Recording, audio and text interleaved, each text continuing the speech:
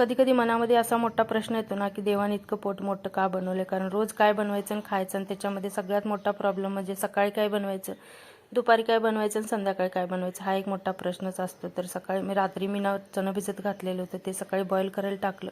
नमक आणि हळद टाकून बॉईल झाल्यानंतर ना त्याच्यामध्ये कांदा, टोमॅटो, गाजर, कोथिंबीर, लिंबू, चाट मसाला घालून सगळं व्यवस्थित मिक्स करून ना तर नाश्ता करून घेतला आणि त्याच्यानंतर म्हटलं राशनचं तांदूळ आणलेलं होतं त्याच्या पप्पाने गावाकडून आणि त्याची इडली पण छान होते म्हणून म्हटलं चला उद्याचं पण आजच टेन्शन मिटवून टाकूया. तर मस्त असं इडलीला भिजत घातलं. त्याच्याबरोबरच ना मग मटकी पण होती ते पण भिजत घातली.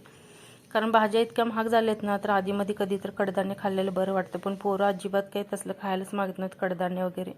मटकी भिजत घातली, सगळं काम आवरलं आणि त्याच्यानंतर मग दुपारच्या स्वयंपाकाला लागलेलं. तर थोड्याशा भाज्या वगैरे होत्या, म्हटलं चला भातामध्ये घालून ना ते संपवून टाकूया. तर मसाले भात करून घेतला. त्याच्याबरोबर गवारी, चपाती आणि दही होतं.